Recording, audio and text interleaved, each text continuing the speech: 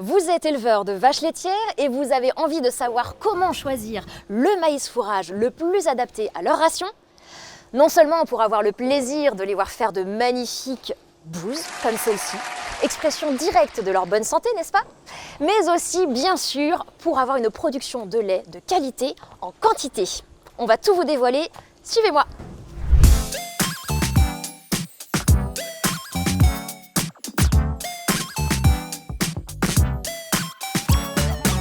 Bienvenue à vous pour cette nouvelle vidéo Prends-en de la graine. Me voici près de Roanne, chez un éleveur, pour parler de ration et de nutrition des vaches laitières. Plus particulièrement de la part qu'occupe le maïs fourrage dans la ration de ces vaches. Bonjour Adrien. Bonjour. Merci beaucoup de nous recevoir sur ta ferme. Et je vais te demander pour démarrer de nous la présenter. Donc bienvenue au GAEC du Petit Domaine. On est une exploitation à 5 associés. Mon père, Michel, qui avait créé le GAEC avec mon père en 92, et mes deux frangins qui nous ont rejoints récemment.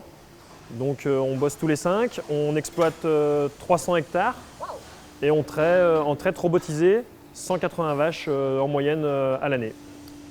De plus, sur l'exploitation, nous avons fait le choix de la diversification avec la production de biogaz via une unité de méthanisation qui est en fonctionnement depuis quelques mois. On est ici sur une très belle exploitation, dis-moi. Tu te souviens, dans le dernier épisode Prends-en de la graine, j'ai rencontré Guénaël sur son exploitation à Maine-et-Loire. Eh oui, j'ai vu la vidéo, ouais. Ah, et d'ailleurs, si certains d'entre vous ne l'ont pas encore vu, je vous mets le lien à cliquer juste ici. Guénaël, lui, il organisait la production d'un maximum de fourrage en fonction de la ration de ses vaches.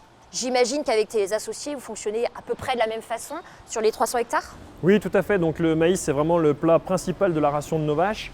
Ça représente à peu près 50% de la ration. Et donc on met vraiment beaucoup d'investissement dans ce maïs. C'est vraiment la culture qu'il ne faut pas louper sur la ferme. On en fait environ 70 hectares par an. Et depuis l'année dernière, nous avons incorporé 10 hectares pour essayer de maïs épi. Et on est assez satisfait du résultat, donc on va continuer dans cette voie en augmentant un peu la surface. Ouais, parce qu'on voit que l'alimentation est quand même constituée d'une grande part de maïs fourrage. Oui, carrément. C'est vraiment c'est ce que je disais, c'est vraiment le pilier de la ration des vaches et on y met vraiment beaucoup d'intérêt à bien réussir cette culture. Alors, je crois savoir qu'il existe beaucoup de profils de ration en France, évidemment. Sinon, ce serait trop simple, n'est-ce pas Benoît? Salut Nathalie, ravi de te retrouver dans ce nouvel épisode. En plus, je vois que tu as la chance d'être dans le beau département de la Loire. Ça devrait faire plaisir à nos abonnés ligériens. Vous qui nous regardez, dites-nous en commentaire de quelle région vous êtes. Alors pour te répondre Nathalie, oui, il existe une grande diversité des systèmes d'alimentation. En moyenne, la ration des vaches laitières françaises se compose de 42% d'ensilage de maïs, 19% d'herbes conservées, 17% d'herbes pâturées et 22% de concentrés et minéraux. Les proportions de maïs fourrage et fourragère peuvent fortement varier d'une exploitation à l'autre. Ainsi, en plus de la ration mixte, comme chez Adrien, qui contient autant d'ensilage de maïs que d'herbes, on trouve des rations à dominante maïs intégrant plus de 60% d'ensilage maïs et des rations à dominante fourragère avec moins de 30% d'ensilage de maïs. Les fourrages représentent près de 90% de la ration et sont majoritairement produits sur l'exploitation. Il est donc primordial de choisir les variétés les mieux adaptées à la ration pour produire les stocks de fourrage. Mais au fait Nathalie, comment Adrien fait-il son choix de variété de maïs fourrage? Très bonne question Benoît. Alors Adrien, comment fais-tu pour choisir tes variétés de fourrage et spécialement celles de maïs fourrage? Donc en fait, normalement c'est pas moi qui devrais répondre à la question parce que moi je m'occupe vraiment du troupeau, mais c'est plutôt mes associés qui sont sur les cultures. Mais je te rassure, je vais quand même y répondre. Ah bah, merci, et puis surtout j'imagine que vous en parlez beaucoup entre vous. Oui, parce que c'est vraiment important le maïs, donc on met vraiment tous les moyens sur le maïs pour pas faire de boulettes. Donc nous, on regarde les indices de précocité par rapport au climat de notre petite région. Et après, ce qui guide vraiment notre choix, c'est la digestibilité de la plante. D'accord. Et quels sont, à ton avis, les éléments à prendre absolument en compte pour faire le bon choix variétal? Et d'ailleurs, je vais demander à tous ceux qui nous regardent de nous commenter aussi pour nous dire quels sont vos principaux critères, ça nous intéresse. Pour moi, à mon avis, pour faire le bon choix, c'est déjà de faire un peu comme on fait des petits essais et de voir les plantes qui se plaisent bien chez nous, qui vont bien dans notre système culturel et qui, une fois récoltées, les vaches répondent bien en production, donc on peut se dire c'est le bon choix. Mais après, pour faire le bon choix, c'est assez compliqué, il y a tellement de paramètres que c'est un bon feeling, avec la plante, avec ce que nous disent aussi les techniciens qui nous accompagnent pour les cultures. Et c'est jamais gagné d'avance, mais en principe, ça se passe pas trop mal. Ouais, mais tu le dis, c'est compliqué et je pensais pas qu'il y avait autant de paramètres. Alors, à partir des critères que tu viens de nous dire, je te propose qu'on voit, si tu veux bien, avec Benoît, quelle est la meilleure façon, en tout cas, de choisir son maïs fourrage. À toi, Benoît. Alors Nathalie, tout comme chez Adrien, le choix de la variété de maïs fourrage va d'abord reposer sur ses aspects agronomiques, soit sa précocité, adaptée au terroir de la ferme, sa vigueur de départ, son profil sanitaire et bien sûr son potentiel de rendement. Aussi, il faut choisir la variété la plus énergétique possible et donc la plus digestible pour couvrir un maximum des besoins des animaux. Et enfin, choisir entre les 3 grands profils énergétiques de maïs fourrage. Les maïs typés fibres digestibles, très riches en énergie et bénéficiant d'une haute digestibilité des tiges et des feuilles, ils conviennent à tous les types de rations car ils sont faciles à complémenter. On trouve également les maïs typés amidon dégradable, dont l'essentiel de l'énergie provient de l'amidon digéré dans le rumen. Profil idéal pour complémenter les rations avec beaucoup d'herbe. Et enfin, les maïs équilibre qui ont un profil intermédiaire entre les 2 premiers. Et si vous avez un doute sur la variété la mieux adaptée à votre système, laissez-moi un commentaire, je vous répondrai avec plaisir. Merci, Benoît, pour tes précisions. Adrien, toi, tu utilises du maïs fourrage aux fibres très digestibles pour la ration de tes vaches. Pourquoi penses-tu que ce soit si important ? Eh bien oui, en effet, c'est très important que les fibres soient totalement digérées par les vaches, parce que ici, le plat principal de la ration des vaches, c'est le maïs. On investit beaucoup sur ce maïs et on espère que nos vaches vont bien nous le rendre. Et pour qu'elles nous le rendent bien, il faut qu'elles digèrent le maximum de fibres. Et d'avoir des fibres très digestives, ça permet d'avoir un très bon métabolisme pour la vache. Et une vache qui a un bon métabolisme, c'est une vache en bonne santé. Donc chez nous, qu'on a des robots de traite, elle se déplace bien, si elle est en bonne santé, elle va bien à la traite, elle fait beaucoup de lait. Donc elle nous rend bien l'investissement dans le maïs et elle digère à fond les fibres. Et au final, c'est le pari gagnant pour avoir du lait. Que des beaux arguments. On va d'ailleurs maintenant aller rejoindre un invité spécialiste du sujet puisqu'on a demandé à Yves, nutritionniste et conseiller, de venir spécialement pour Prends-en de la graine nous livrer son point de vue technique. Je te propose. Ben voilà, tout de suite. Bonjour Yves, ravi de vous rencontrer. Bonjour. Bonjour Yves. Bonjour Adrien. Pour commencer, on peut peut-être rappeler en quoi consiste le métier que vous représentez, technicien conseil, et le rôle de Loire Conseil Élevage.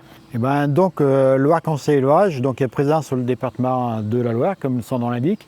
On a une équipe technique qui est composée de 17 techniciens, 16 techniciens bovins et une technicienne caprine. Donc le rôle de notre organisme, c'est avant tout de faire du contrôle de performance, mais l'équipe technique, elle, va réaliser des appuis techniques dans les élevages. Et nos domaines de compétences sont l'alimentation, la production fourragère, la génétique, la qualité du lait et tout un tas d'autres domaines. Donc on a une équipe assez polyvalente et pour chaque domaine technique, nous avons un référent. Voilà, un rôle très vaste donc auprès des éleveurs, des agriculteurs. Alors, on était en train de parler juste avant avec Adrien et Benoît d'intégrer des maïs fourrages énergétiques et très digestibles dans la ration des vaches laitières. De votre point de vue de nutritionniste, est-ce que vous pouvez nous en donner les intérêts majeurs ? Les fourrages très digestibles permettent d'améliorer le niveau de performance des animaux. On a un niveau de couverture énergétique qui va être permis par les fourrages qui va être très élevé. Donc on aura besoin de mettre moins de concentré dans les rations. Donc ça permet de maintenir le coût alimentaire pour les vaches laitières. Et en même temps, on va sécuriser l'aspect sanitaire. On aura moins de risques d'acidose. Nos animaux vont mieux se porter et vont pouvoir avoir une carrière plus longue. Et qui dit carrière plus longue dit une rentabilité améliorée. Et c'est très intéressant tout ce que vous nous apprenez aussi. On va demander maintenant à Benoît, de son point de vue à lui, savoir en fait comment ça se fait, pourquoi est-ce qu'on obtient de tels résultats grâce à ces maïs aux fibres très digestibles. Bonne question Nathalie. En fait, la digestibilité des fibres, c'est la part des fibres utilisées par la vache laitière pour satisfaire ses besoins en lait, en gain de poids et pour son fœtus. Pour l'évaluer, on utilise les critères DINAG, DNDF ou DMONA. Mis au point par l'INRAE, ils permettent de comparer facilement la qualité des fibres de différentes variétés de maïs. Et plus la valeur est élevée, plus les fibres du maïs sont digestibles. Cette haute digestibilité des fibres a plusieurs avantages. Les fibres plus digestibles stimulent l'ingestion des vaches laitières. Plus de fibres digestibles, c'est plus d'énergie et donc plus de production. Et c'est aussi un rumen qui fonctionne mieux et des vaches en bonne santé. Cela se voit d'ailleurs dans leur bouse puisqu'on y trouve moins de fibres. Nathalie et Adrien, je vous laisse le soin de les inspecter sur l'exploitation. contempler les bousses de vache, c'est ma grande passion bien sûr, merci Benoît. Bon, c'est sûr, c'est une excellente méthode pour vérifier que le fourrage ait bien été valorisé par ces vaches. Mais si de votre côté, vous avez d'autres petites techniques comme celle-ci, surtout, n'hésitez pas à nous les partager, on les prendra volontiers. Adrien, toi tu obtiens un niveau de lait, de production de lait très élevé sur ta ferme grâce à ces fibres de maïs très digestibles. Est-ce que tu as relevé peut-être d'autres avantages depuis que tu leur délivres ce type de fourrage à tes vaches ? Oui, effectivement, les vaches sont en bonne santé, elles ont un joli poil, elles sont en forme, on peut le dire. Et d'ailleurs, la reproduction se passe plutôt bien, donc je pense que c'est un signe de bonne forme. Mais demandons à Yves, notre spécialiste, il aura peut-être d'autres arguments. Alors Yves ? Je vais juste rebondir sur ce que dit Adrien. Si la reproduction fonctionne bien, ça veut dire que le niveau énergétique de la ration est suffisant et permet aux animaux d'avoir des cycles réguliers. Donc je pense que ces performances de reproduction, elles sont dues en partie à la composition de la ration qui est très bien adaptée et où la quantité de concentré, notamment à base d'amidon, est maîtrisée. Et puis l'autre phénomène que l'on peut observer sur les animaux, c'est leur facilité à se déplacer et qui a grandement aidé le passage au système robot. Puisqu'il y a 3 ou 4 mois, donc l'exploitation est passée en système robot. Et à ce moment-là, vous n'avez pas eu de problème de vaches qu'il fallait pousser au robot, ça circule bien. Et donc tout ça a été grandement aidé par une alimentation adaptée. Donc en somme, que du bonheur pour l'éleveur et ses vaches. Merci beaucoup pour vos retours. On remercie bien sûr aussi Benoît. Et puis Yves, c'était un plaisir d'échanger avec vous. Et bien le plaisir a été partagé. Merci. La vidéo touche déjà presque à sa fin, mais avez-vous bien retenu les points essentiels ? Adrien, ça te dit qu'on résume ensemble comment choisir le maïs fourrage le plus adapté à la ration de ces vaches laitières ? Oui, allons-y. Ok, alors je démarre. Donc tout d'abord, sélectionnez le profil énergétique de maïs adapté à la ration que vous distribuez à votre troupeau. Ensuite, sélectionnez les précocités, vigueur de départ, le profil sanitaire et le potentiel de rendement, évidemment adapté à votre terroir. Je te laisse le dernier point ? Pour moi, le point clé, c'est vraiment la digestibilité. Parfait. Merci beaucoup Adrien pour ton accueil, pour tout ton partage d'expérience. De rien, merci à toi. J'ai passé un super moment, j'ai appris plein de choses, j'espère que vous aussi. D'ailleurs, on vous attend en commentaire pour nous dire quels sont les prochains sujets que vous aimeriez qu'on aborde dans les prochaines vidéos. Voilà, c'est fini pour aujourd'hui. On espère que ces conseils vous seront utiles. Surtout, n'oubliez pas de vous abonner et d'activer la cloche pour ne pas manquer nos prochains épisodes. À bientôt!